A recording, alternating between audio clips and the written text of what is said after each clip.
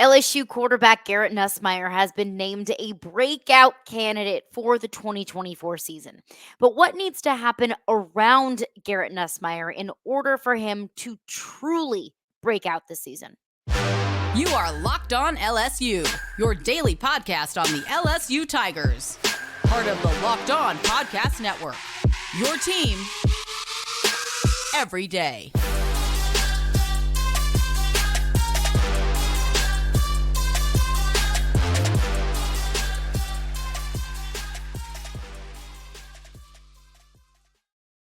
All right, what's up, y'all? Welcome into Locked On LSU. We are free and available wherever you get your podcasts. You can also check us out on YouTube as well. So just search Locked On LSU in the search bar, hit that subscribe button, and you'll get notified as soon as new episodes of the podcast drop. So however you watch, wherever you watch, just appreciate you as always for making us your first listen every single day. Today's edition of Locked On LSU is brought to you by FanDuel. Make every moment more. New customers join today, and you'll get $200 in bonus bets if your first bet of only $5 or more wins. So visit FanDuel.com/locked-on to get started. No better time to get in on the FanDuel action than on big game week. I don't know if I can say the other term for what that game is coming up on Sunday. Well, I'll ask with my higher ups and we'll figure it out. So 24/7 Sports created a list of breakout candidates for the 2024 season. So players across college football whose names might not necessarily be household names, but by this time next year, you're going to know them. You're going to know the name, you're going to know who they played for, and you are going to know what they did. LSU quarterback Garrett Nussmeier is on that list. So on that list, when it names Garrett Nussmeier as a breakout candidate, it says Garrett Nussmeier would have a substantial number of career starts at any other program.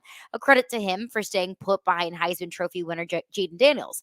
Nussmeier completed about 69% of his passes, nice, for 395 yards and 3 touchdowns with 1 interception in the win over Wisconsin in the ReliaQuest Bowl. His first career start, Brian Kelly holding on to Joe Sloan as his quarterback's coach after OC Mike Denbrock left for Notre Dame, was a major win for Nussmeier and the offense next season. It also gets into Josh Pate, of course, CBS Sports and 24/7 Sports College Football. Gets into, his evaluation, his glowing evaluation of Garrett Nussmeier. Those are all things that we already know. We knew those things. We knew that Garrett Nussmeier was going to be the starter going into this season. And while we didn't necessarily really know exactly what he was going to be, just because we had such a small sample size of what Garrett Nussmeier is at this point in his career, we all kind of had an idea, right? We got the big old arm. We got the gunslinger mentality. And I think that we, along with the rest of the college football world that tuned into the ReliaQuest Bowl, saw at least a glimpse of that was against Wisconsin. But look, it doesn't come as a surprise to me, nor should it come as a surprise to you that Garrett Nussmeier is listed as such, that he is being named by some college football pundits as a breakout candidate in 2024. I mean, just because he's not entirely new to us as LSU fans, like we've been knowing Garrett Nussmeier, he's not new to everyone else. Do you know what I mean? And even to us, like I said, even to us LSU fans that have been plugged in and dialed into this team and this program every single year for, as long as you can remember, even we don't really know what Garrett Nussmeier truly is capable of. We don't know what his ceiling is. We don't know necessarily what his tendencies are at this point in his career just because we haven't seen enough of it. But you look at the LSU offense, then we know that this LSU offense, whether Mike Denbrock is the offensive coordinator or not, we know that this LSU offense is going to be able to put up numbers. We know what to expect moving forward from this LSU offense, whether it's Jaden Daniels quarterbacking it or Garrett Nussmeier quarterbacking it. We can probably expect that this is going to be a fairly high scoring and, a high yardage kind of offense. We know what to expect. So that would make sense that LSU's quarterback, following a Heisman Trophy winner, would be kind of on the radar of the rest of college football. I think also it was very much so what he did in the bowl game. Because it could be really easy for the rest of the college football world to look at LSU and say, they're losing their OC, they're losing the Heisman Trophy winning quarterback. Some kid who's been there for 3 years is going to be the starter. Like he's probably just, some kid that just never got the opportunity to start anywhere. But and I know that's not the truth. But I think at least showing what he could do on a stage like the bowl game, I think maybe if there were doubters out there of what he could do and what his potential was, and even us as LSU fans, not necessarily doubters, but just skeptical or curious of what he was, we got a glimpse of what he could be. I think also there's this very fun trend that's starting to develop that's just what people expect. That people just expect LSU quarterbacks to be great. Two Heisman Trophy winning quarterbacks in the last 5 years. It's a very fun switch up. It's a very fun change of what our lives used to be like as LSU fans and the quarterbacks that we used to have to endure some years. Now that being the expectation at LSU, that you're just going to have great quarterbacks. I think that reputation has kind of been there maybe with Clemson for a while, Oklahoma for a while, now potentially USC with what Lincoln Riley is building there. Those are the kind of programs that we have expected in the past or continue to expect great things from their quarterbacks. I think LSU could be becoming that kind of program. So it's exciting to see that there. But Garrett Nussmeier can't do it alone. I know and you know that there can be quarterbacks out there that carry their teams. That your team most likely is defined by or largely defined by your quarterback. But a lot of things have to go right around Garrett Nussmeier. And a lot of those things are questions that need to go right in order for Garrett Nussmeier truly to have a breakout season that we anticipate him to have, that we hope for him to have, that the national media is expecting him to have based off of that performance against Wisconsin and based off of the offense that Brian Kelly has built over the last couple of seasons. So, what is that exactly? What needs to go right around Garrett Nussmeier to make the right things happen for Garrett Nussmeier? We'll get into that coming up next after just a few words from our sponsors.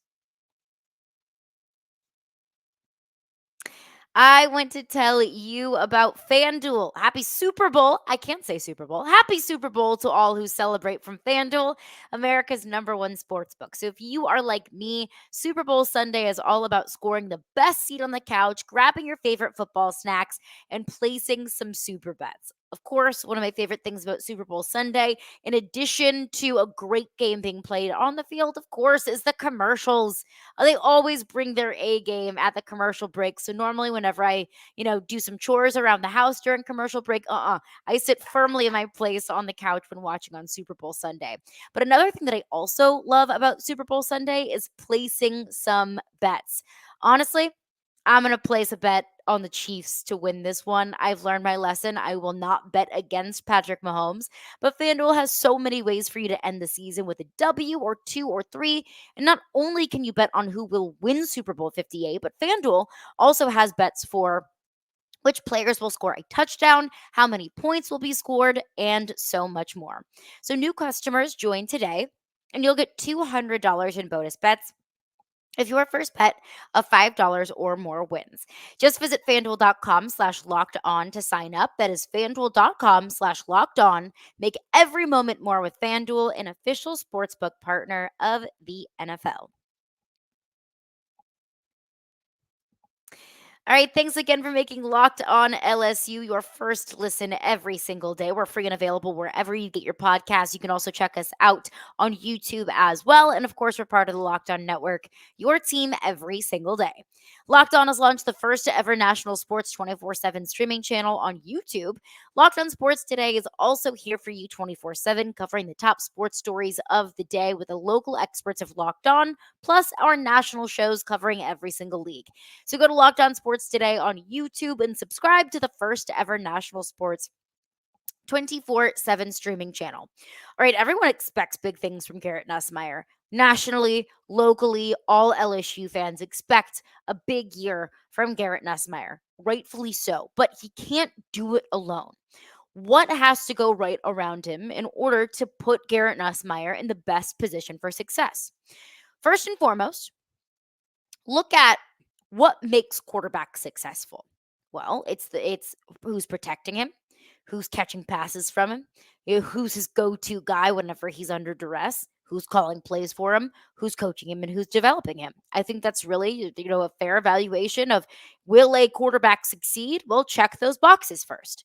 So first and foremost, what does Garrett Nussmeier's success depend on this upcoming season that's kind of out of his control? Well, first and foremost, you need either a young receiver or an unknown receiver to really step up and blossom within this offense. You've got Chris Hilton and Kyron Lacey that are returning, which I think is big, but it's not quite the same as Malik Neighbors returning from 2022 to 2023, largely because Kyron Lacey and Chris Hilton were often overshadowed by Malik Neighbors and Brian Thomas Jr. That when you talked about the passing game at LSU, Chris Hilton and Kyron Lacey were probably secondary or even tertiary to the other pass catchers on this offense. And that's no disrespect to those two. It's more so homage to what the other receivers in that room did. So, you have those guys returning. You definitely want them to step up and really achieve that next level, to blossom into that next great duo at LSU. But I think you're also going to need contribution of a name that isn't as widely recognized as maybe those two would be. You got two transfers coming in. What could CJ Daniels, the transfer from Liberty, be at over 1,000 yards at Liberty this past season? Xavion Thomas, the receiver transfer from Mississippi State, had over 500 yards last year, which isn't the flashiest stat line, but also we saw that Mississippi State offense this past year. I think it would be tough for any receiver to come by, the flashiest of numbers with how much Mississippi State's offense really struggled last year.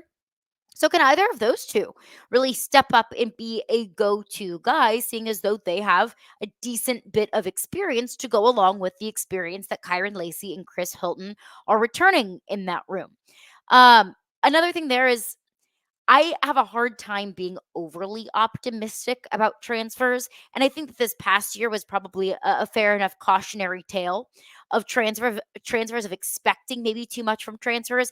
And I am so guilty of it when it comes to maybe Denver Harris or a Deuce Chestnut, that I was so preseason, I was so enthralled with what they could be and the potential. And I got my hopes up that those transfers could be at least the short term solution at a position of need.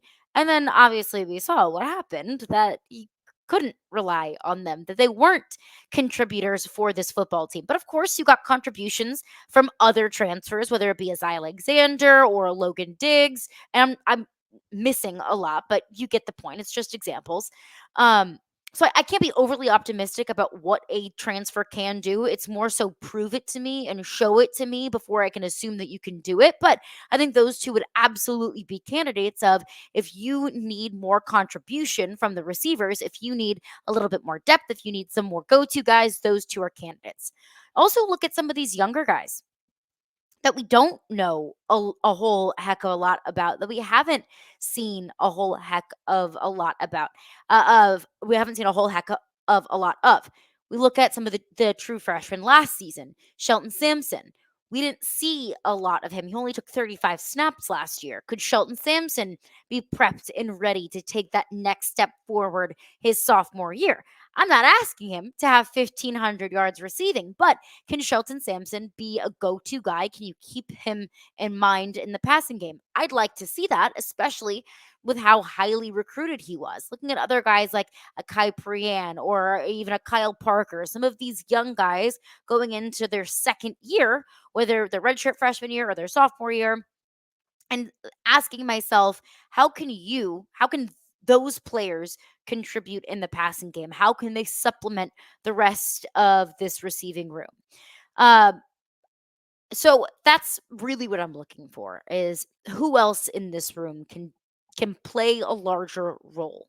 Who else in this room can really blossom and help Garrett Nussmeier out?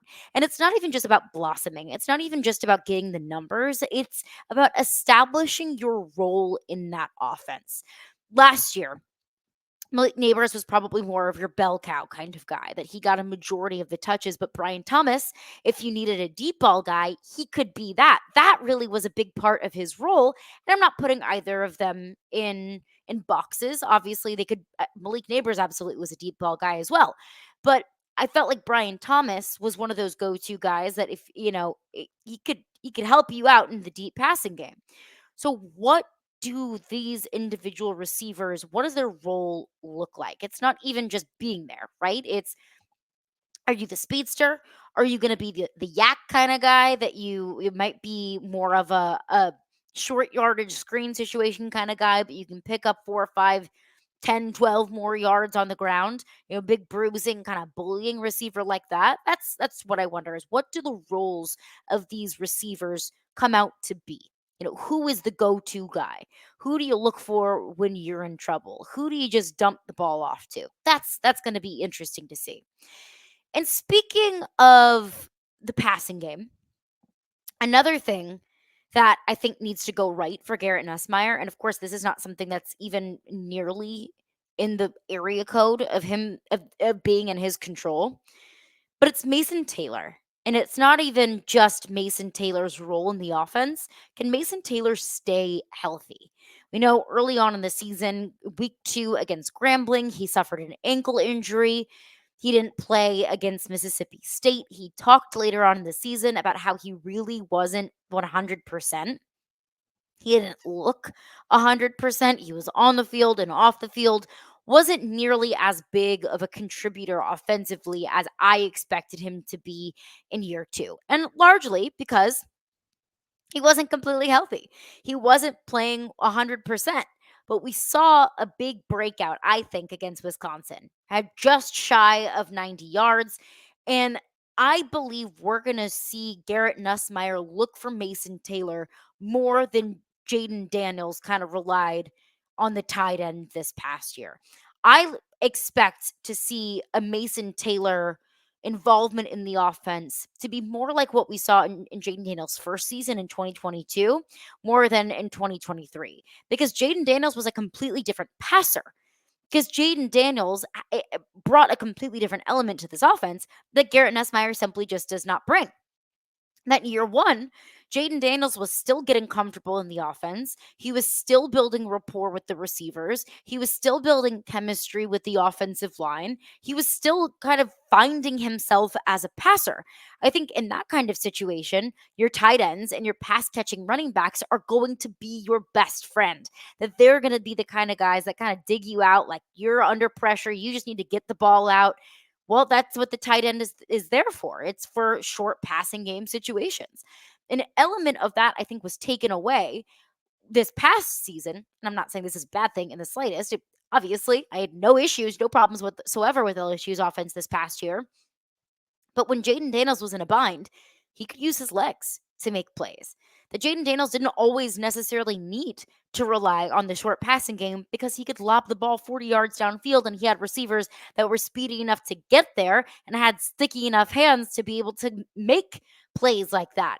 I don't expect to see that this year with Garrett Nussmeier for a few reasons. One, he doesn't have the legs like Jaden Daniels does. 2, it's his first year as a starter. That it's going to take him some time to get acclimated. And like I said, like a quarterback that's rather inexperienced, the tight end and the pass catching running backs are going to be your best friend. So I think that looking at the experience level in the tight end room, once you get past Mason Taylor, you're looking at a couple of second-year players like Mac Markway and Kamorian Pimpton. Of course, you bring in Trey'Dez Green, a 5-star tight end, the number 3 overall tight end in the country in this 2024 class. But although those are 3 massively talented players with a lot of upside, they don't have the experience that a Mason Taylor has. They don't have 2 full years of SEC starting experience under their belts. That you need Mason Taylor to be the one to really carry the load while you bring along some of these younger players, so those younger players are ready to fill in once Mason Taylor moves on to bigger and better things.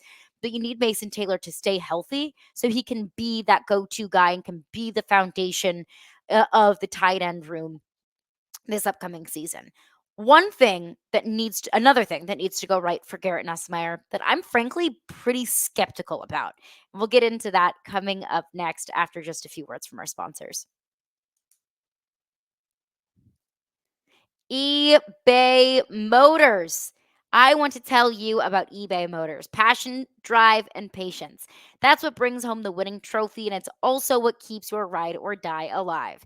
eBay Motors has everything that you need to maintain your vehicle and level it up to peak performance. From superchargers, roof racks, exhaust kits, LED headlights, and so much more. Whether you are into speed or power or style, eBay Motors has got you covered.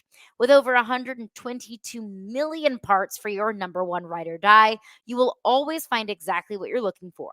And with eBay Guaranteed Fit, your part is guaranteed to fit your ride every single time or your money back. Because with eBay Motors, you're burning rubber, not cash. With all the parts that you need at the prices that you want, it's easy to turn your car into the MVP and bring home that win. So keep your ride or die alive at ebaymotors.com. Eligible items only, exclusions apply, eBay Guaranteed Fit, only available to U.S. customers. All right, rolling along here. Locked on LSU. A couple of things that need to go right around Garrett Nussmeier in order for him to realize his full potential this season. Well, you need a few guys to really carve out their roles and to step up this season in the receiver room. You need Mason Taylor to stay healthy because what do we know about this LSU offense, about this Brian Kelly offense? They want to use the tight end, and they want to use the tight end a lot. We didn't see that as much this past year, but Garrett Nussmeier has a different skill set than Jaden Daniels.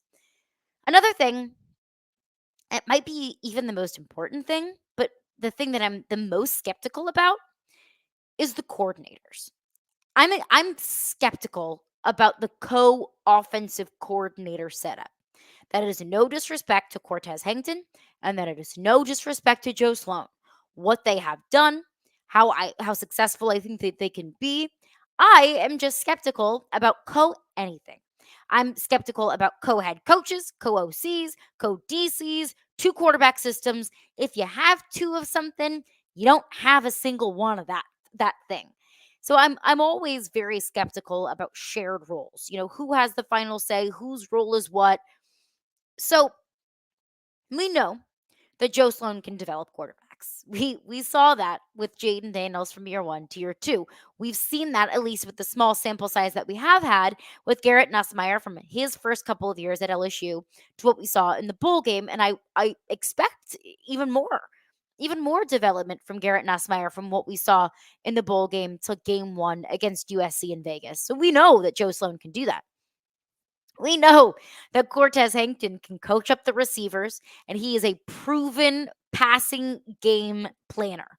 Like we know that he can dial up a pass game plan. We know what this pass game has looked like and how it's developed year over year under this coaching staff. So, like I know they've got a proven track record of doing their individual jobs at LSU, but what they don't have a proven track record of is being offensive coordinators. So, what are they like in this elevated role, and how do those two work together?